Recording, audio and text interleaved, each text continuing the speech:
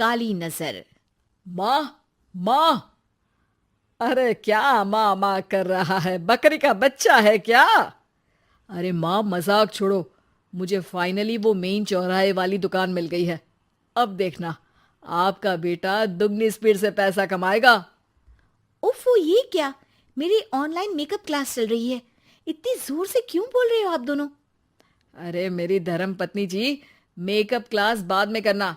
वो चौराहे वाली दुकान मिल गई है हमको। अरे वाह!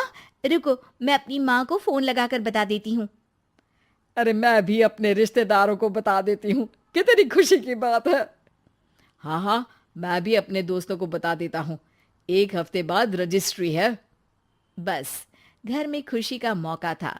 उन तीनों ने अपने अपने फोन उठाए और लोगों में बात फैलाना शुरू कर दिया।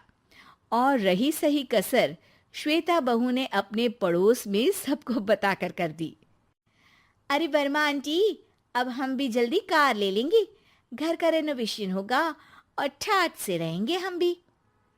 अरे, ऐसा क्या हुआ? लॉटरी बाटरी लग गई है क्या? अरे, इस बार चौराहे वाली मॉल में हमको भी दुकान मिल गई है।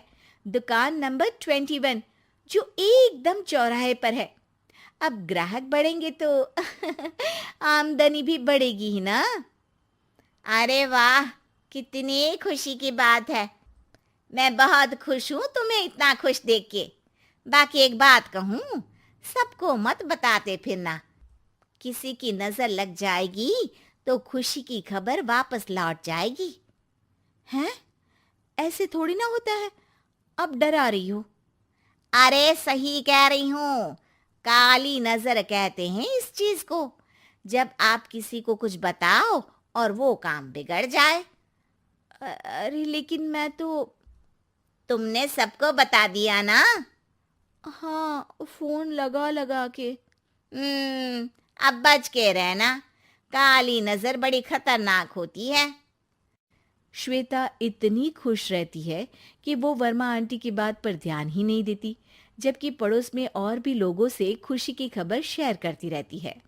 अगले दिन राजेश बहुत दुखी होकर घर आता है। अरे बेटा, क्या हुआ?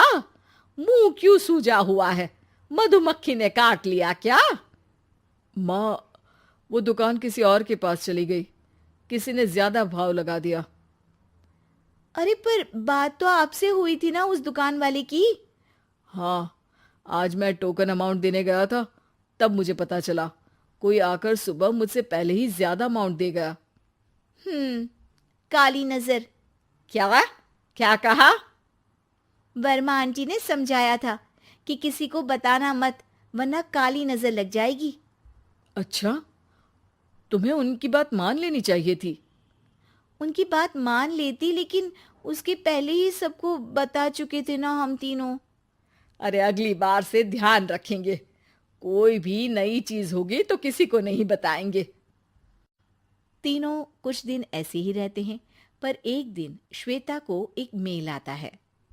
राजेश, मेरा ऑनलाइन मेकअप कोर्स कंप्लीट हो गया। अब मैं खुद का पार्लर खोल सकती हूँ। अरे वाह, अपने मोहल्ले में ही खोलते हैं। ये जो घर के सामने दुकान है ना, वहीं। हाँ, यहाँ सस्ती भी मिल जाएगी। अगले दिन श्वेता वर्मा आंटी के पास जाती है, मिठाई का डब्बा लेकर। अरे आओ आओ, कैसे आना हुआ? जोर से नहीं बोलूंगी। वो सामने वाली दुकान है ना, वहां मैं अपनी पार्लर की दुकान खोलने वाली हूँ। उसकी मिठाई है। अरे वाह, बहुत बधाई हो तुमको। हाँ, मैं कमाने लगूंगी तो राजेश पर पूरे घर का बोझ नहीं रहेगा ना आंटी जी।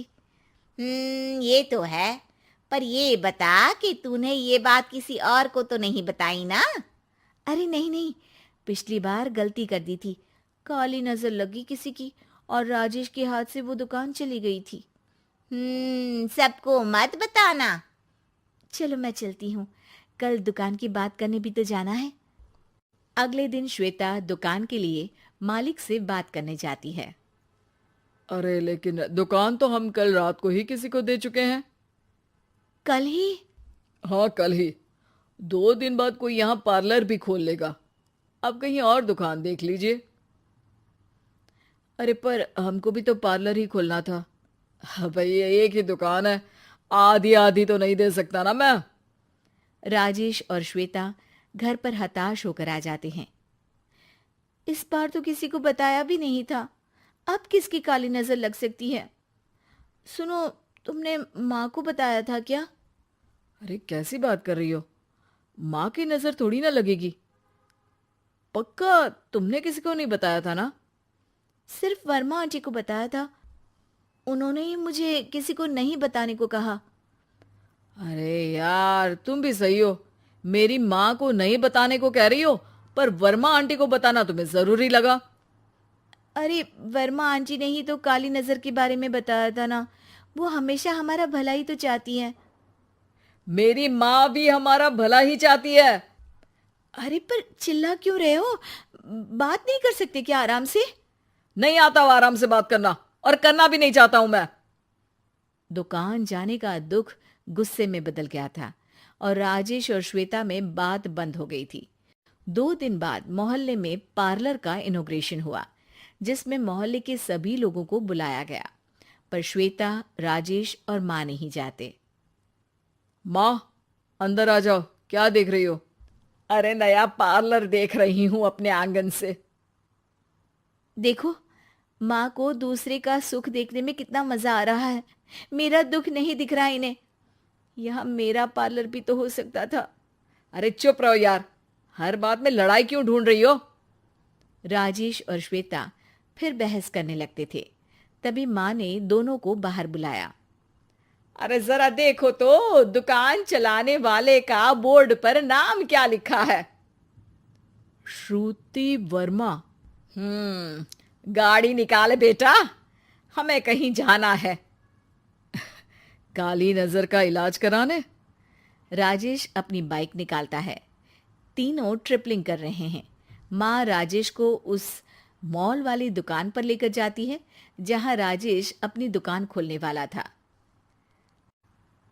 यही दुकान लेना चाहता था ना तू? हाँ, पर इनको भी दुखी करने लेकर आई हो क्या यहाँ पर दुकान दिखाकर? वहां काफी नहीं था? अरे श्वेता, थोड़ा सब्र रख, अभी पता चलेगा कि हम यहाँ क्यों आए हैं। बता, इस दुकान चलाने वाले का नाम क्या है? अनुपम वर्मा। कुछ समझ में आया? वो दुकान वाली श्रुति वर्मा, ये दुकान वाला अनुपम वर्मा, और हमारे पड़ोस में हमने उस दुकानों के बारे में बताया किसको था? अब वर्मा आंटी को। मतलब वर्मा आंटी ही हमारा काम बिगाड़ रही है? नहीं नहीं, ऐसा नहीं हो सकता, ये बस इत्तेफाक है। राजेश अपना फोन निकालता है और श्रुति वर्मा और अनुपम वर्मा के नाम फेसबुक पर सर्च करता है, जहां ये दोनों ही वर्मा आंटी के रिश्तेदार होते हैं। श्वेता को समझ में आ जाता है कि वर्मा आंटी की ही नजर खाली नजर है। अब क्या करना है? कोई भी खुशी की खबर हो तो काली नजर से बचना है, यानी वर्मा आंटी से बचना है। अरे पर मुझे ये समझ में नहीं आया कि वो हमारे साथ ऐसा क्यों करेंगी। अरे बेटा, एक सीख है, दूर के आदमी को आपकी तरक्की से कम परेशानी होगी, पड़ोसी को ज्यादा।